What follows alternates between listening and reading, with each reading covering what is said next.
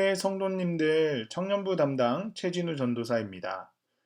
날씨가 갑자기 추워졌습니다. 따뜻하게 입고 다니시고 감기 조심하시길 바랍니다. 이런 날씨와 마찬가지로 우리 영적인 생활에도 갑자기 추위가 찾아옵니다. 너무나 갑작스러운 영적인 침체로 우리의 마음이 어려울 때가 있습니다. 말씀 묵상도 어렵고 말씀 한 구절 읽는 것도 어렵다면 목사님 또는 순장님들 또는 순원들에게 기도를 부탁하며 또 이 영적 침체를 잘 이겨내시길 바랍니다.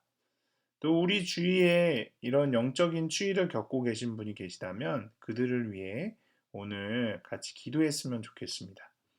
2021년 10월 19일 화요일 큐티 방송을 시작하겠습니다. 제가 기도하겠습니다. 사랑의 하나님, 갑작스럽게 추위가 찾아오듯 때로 우리의 삶에 찾아오는 영적인 추위에 우리의 마음이 꽁꽁 얼어붙을 때가 있습니다. 그런 상황 속에서도 주님은 우리를 보호하시고 다시 일어날 힘을 주실 줄 믿습니다. 오늘 큐티 방송을 통해서 주님의 말씀을 읽고 묵상할 때 꽁꽁 얼어버린 마음들이 눈 녹듯 녹아지는 놀라운 역사가 있게 하옵소서. 감사합니다. 예수님의 이름으로 기도합니다. 아멘. 네, 우리 먼저 찬송하시겠습니다. 찬송가 283장, 나 속죄함을 받은 후 함께 찬송하시겠습니다. 나 속죄함을 받은 후 한없는 기쁨을 다 헤아릴 수 없어서 늘 찬송합니다.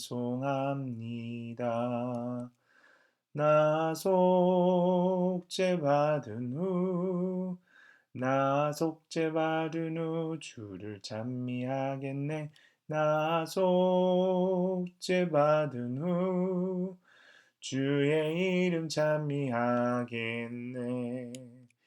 나 속죄함을 받은 후 내 맘이 새로워 주 뜻을 준행하면서 죄 길을 버리네. 나 속죄받은 후, 나 속죄받은 후 주를 찬미하겠네. 나 속죄받은 후 주의 이름 찬미하겠네.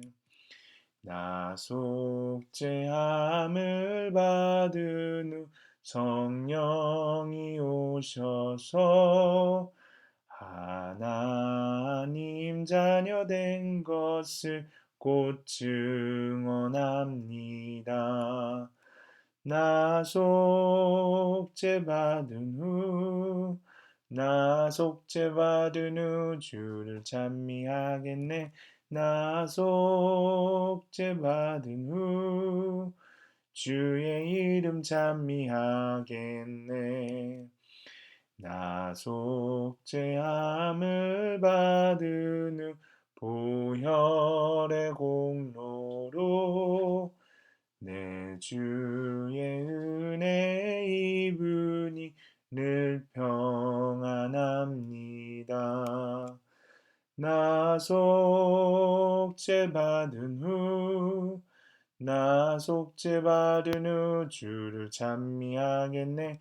나 속죄받은 후 주의 이름 찬미하겠네. 네, 오늘 하나님께서 우리에게 주신 말씀은 에스겔 36장 16절에서 31절까지의 말씀입니다.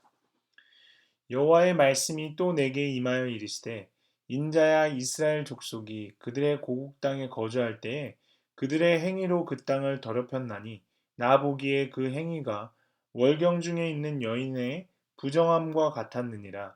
그들이 땅 위에 피를 쏟았으며 그 우상들로 말미암아 자신들을 더럽혔으므로 내가 분노를 그들 위에 쏟아 그들을 그 행위대로 심판하여 각국에 흩으며 여러 나라에 해쳤더니 그들이 이른바 그 여러 나라에서 내 거룩한 이름이 그들로 말미암아 더러워졌나니 곧 사람들이 그들을 가리켜 이르기를 이들은 여호와의 백성이라도 여호와의 땅에서 떠난 자라 하였습니다. 그러나 이스라엘 족속이 들어간 그 여러 나라에서 더럽힌 내 거룩한 이름을 내가 아꼈노라. 그러므로 너는 이스라엘 족속에게 이르기를 주 여호와께서 이같이 말씀하시기를 이스라엘 족속아 내가 이렇게 행함은 너희를 위함이 아니오 너희가 들어간 그 여러 나라에서 더럽힌 나의 거룩한 이름을 위함이라. 여러 나라 가운데서 더럽혀진 이름 곧 너희가 그들 가운데서 더럽힌 나의 큰 이름을 내가 거룩하게 할지라. 내가 그들의 눈앞에서 너희로 말미암아 나의 거룩함을 나타내리니 내가 여호와인 줄을 여러 나라 사람이 알리라. 주 여호와의 말씀이니라.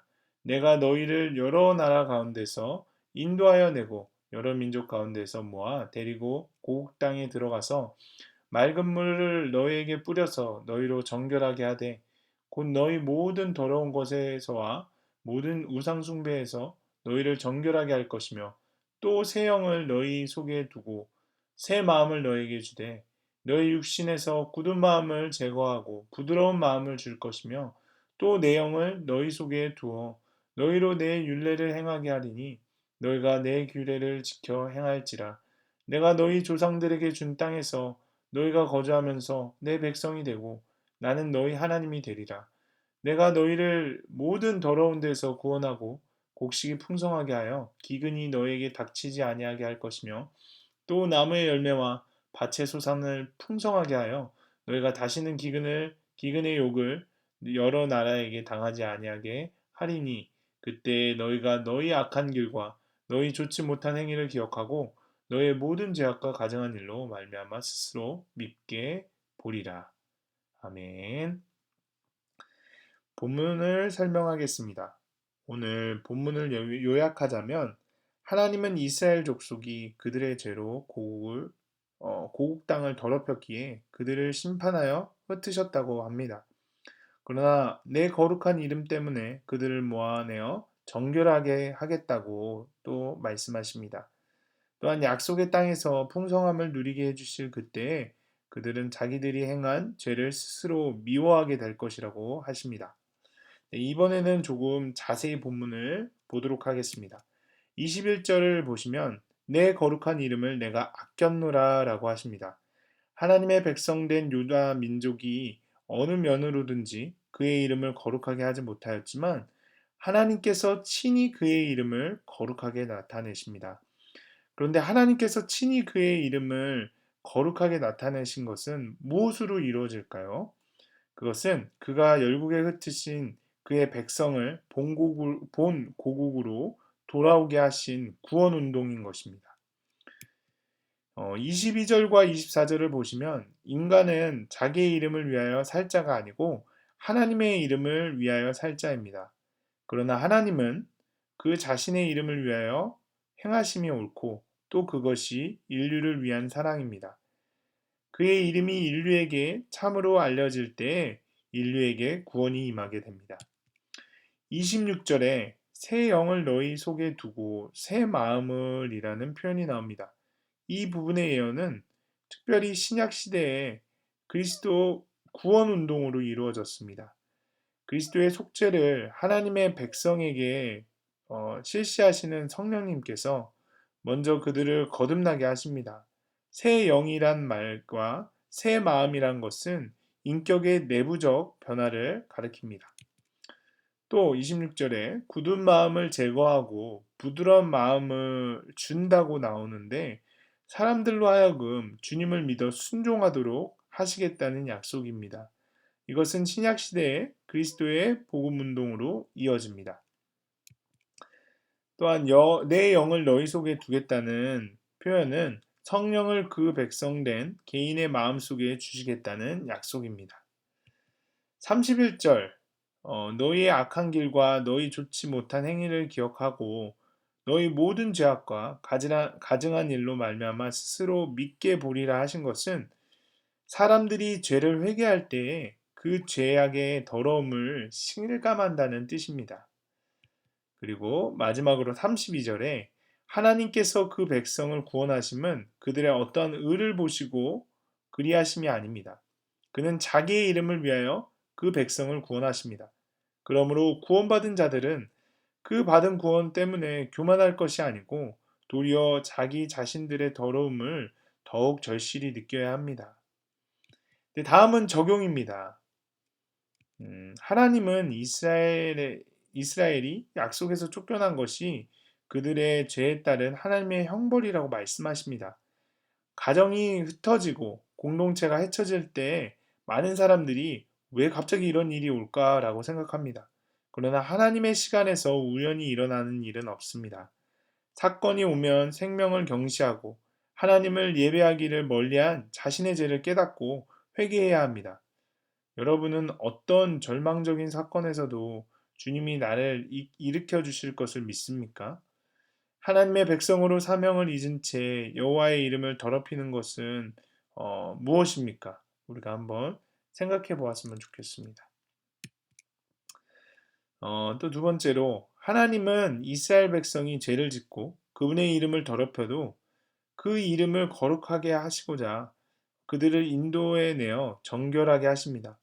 죄를 짓지 않아서 정결한 것이 아닙니다. 하나님은 죄인인 우리의 자신의 모습을 깨닫고 회개하게 하심으로 우리를 정결하게 하십니다. 그러나 죄악된 세상에 속해 있으면 거룩한 삶을 사는 것은 인간의 힘으로는 도저히 불가능합니다.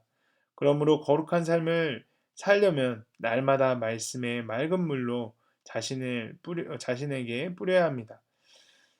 말씀 앞에서 자기 죄를 회개하며 정결하기에 힘쓰다 보면 힘든 가족과 지체도 굳은 마음이 아닌 부드러운 마음으로 대할 수 있게 됩니다. 그리고 사명의 자리를 떠나지 않고 맡은 역할을 감당하게 됩니다. 나의 마음은 말씀을 따라 살고자 하는 부드러운 마음입니까? 아니면 여전히 굳은 마음입니까? 나의 육신에서 굳은 마음을 제거하고자 하나님이 허락한 고난은 무엇입니까? 우리 한번 생각해 보셨으면 좋겠습니다. 네, 오늘 우리가 함께 읽을 묵상 간증은 페이지 255쪽에 허광정 씨의 다 내공이야라는 글입니다. 저는 택함 받은 이스라엘 백성처럼 믿음의 가정에서 태어났습니다.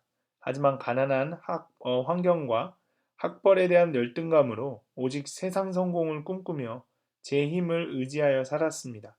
주님이 모태신앙이라는 좋은 땅을 주셨음에도 그 땅을 더럽히며 살아온 것입니다. 그러다가 지금의 아내를 만났는데 초혼인 저와 달리 아내는 재혼이었습니다. 그때부터 저는 결혼을 허락받고자 부모님 말씀에 순종하여 교회에 빠지지 않고 다녔고 이후 믿음의 공동체로 인도되었습니다. 처음에는 예배도 잘 드리고 큐티도 열심히 했습니다. 그리고 얼마 지나지 않아 속으로 브리더를 맡기도 했습니다. 그러다가 아내와 함께 운영하는 인터넷 쇼핑몰이 어느 정도 안정되자 이내 돈을 우상 삼으면서 말씀과는 점점 멀어져 갔습니다. 그동안 사업을 하면서 여러 위기가 찾아왔지만 아내와 함께 열심히 일하며 극복해 나갔습니다. 그런데 사업이 잘 될수록 저희 부부는 서로 자기 공이라고 우기기 시작했습니다. 그렇게 공치사를 하며 상대방을 헐뜯느라 한 달이 멀다고 이혼 직전까지 가는 큰 싸움을 벌이기도 했습니다. 그러던 중 회사의 부도 위기가 닥쳤습니다. 저희 부부의 행위를 참다 못하신 주님의 분노가 임한 것입니다. 일주일 안에 몇 천만 원을 집행해야 하는데 마이너스 통장의 잔고는 불과 몇백만 원 뿐이었습니다. 당장 회사가 망하게 생겼으니 저희 부부는 자기 공이라고 서로 우길 필요도 없어졌습니다. 저는 아내에게 다 내 욕심 때문이고 다 내 잘못이야. 최선을 다해 이 위기를 극복해 볼게 라고 말하면서 예전처럼 제 힘을 의지해 문제를 해결하려고 했습니다. 그쯤 때마침 공동체 겉면으로 양육을 받게 되었습니다. 그리고 저는 그 시간을 통해 비로소 저의 인간적인 염려와 제 힘을 내려놓고 모든 것을 주께 맡길 수 있었습니다. 주님은 말씀을 멀리하며 이스라엘 땅을 떠나 있던 저를 양육을 받게 하심으로 다시 고국 땅에 들어가도록 인도해 주셨습니다. 그뿐만 아니라 보도 위기에서도 건져 주셨습니다. 곡식이 풍성하게 하여 기근이 닥치지 않도록 해주셨습니다. 주님은 속으로 부리더로 오래 섬기고 있던 저를 작년에 리더로 세워주셨습니다. 여전히 영적으로 정결하지도 성숙하지도 않는 저희지만 맑은 물을 너희에게 뿌려서 너희로 정결하게 하며 새 마음을 주겠다 하신 약속의 말씀을 의지하여 나아가길 원합니다. 그리고 주님이 저희 가정을 세심히 보살펴 주신 것처럼 제게 맡겨주신 소그룹 지체들을 세심히 섬기겠습니다. 이제는 어떤 위기가 닥치더라도 제 힘을 의지하지 않고 나를 정결하게 하실 주께 먼저 달려가길 간절히 기도합니다. 이렇게 쓰시면서 이렇게 적용하셨습니다. 사업에 성과가 있을 때 주께 먼저 영광을 돌리고 그 다음에는 아내에게 공을 돌리겠습니다. 주중에 한 번씩 소그룹 지체들에게 연락하여 안부를 묻겠습니다. 여러분들도 묵상 간증을 적어보시고 주위의 분들과 이 은혜를 나눠보셨으면 좋겠습니다. 네, 그러면 오늘 큐티 방송을 마치겠습니다. 하나님 말씀을 따르지 않고 성정인 제 자신을 더럽힌 삶의 결론으로 흩어짐을 경험하게 되었습니다. 그럼에도 하나님의 거룩한 이름을 위해 죄에서 돌이키게 하시고 또 저를 정결하게 해주시니 감사합니다. 이제는 하나님의 백성으로서 죄악된 것을 미워하며 날마다 구원의 풍성함을 누리게 하여 주시옵소서. 감사합니다. 예수님의 이름으로 기도합니다. 아멘.